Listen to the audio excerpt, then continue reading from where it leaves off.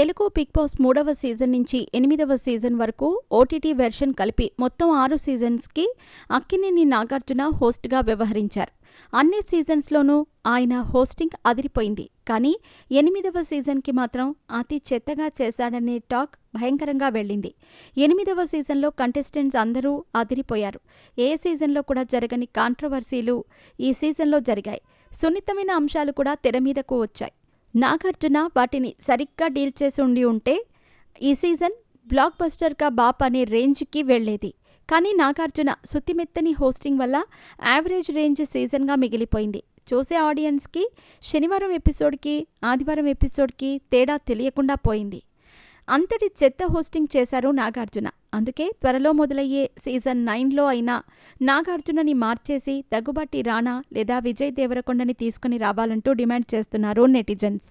ఇదిలా ఉండగా గత సీజన్లో కంటెస్టెంట్గా వెళ్లిన సోనియా నాగార్జున హోస్టింగ్పై ఒక ఇంటర్వ్యూలో తీవ్రస్థాయిలో విరుచుకుపడింది.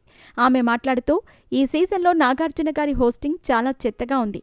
నాకు మళ్లీ బిగ్ బాస్లోకి వెళ్లే అవకాశం వస్తే నాగార్జున గారు ఉంటే అసలు వెళ్లను. ఆయన ఉంటే చూసే ఆసక్తి కూడా నాకు పోతుంది. ఆయన్ని తీసేసి రాణా దగ్గుబాటి గారిని లేదా వేరే ఎవరినైనా పెడితేనే ఆ షో బ్రతుకుతుంది. నాగార్జున గారు చాలా సాఫ్ట్ అయిపోయారు. ఒకప్పటిలాగా ఇప్పుడు లేరు. కాబట్టి ఇక ఆయన బిగ్ బాస్కి సూట్ అవ్వరు అంటూ చెప్పుకొచ్చింది.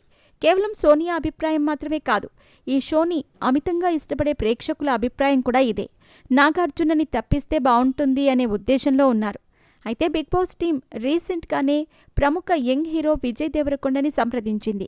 చర్చలైతే నడుస్తున్నాయి. ఆయన ఈ సీజన్ చేస్తాడా లేదా అనేది చూడాలి. ఒకవేళ చేస్తే మాత్రం టీఆర్పీ రేటింగ్స్ బద్దలైపోతాయి అనటంలో ఎలాంటి సందేహమూ లేదు.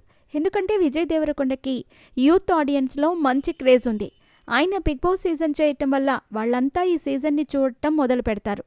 విజయ్ దేవరకొండకి కూడా ఫ్యామిలీ ఆడియన్స్లో మంచి క్రేజ్ పెరుగుతుంది. అందుకే ఆయన కూడా ఈ షో చేసేందుకు సుముఖత చూపించినట్టు తెలుస్తోంది.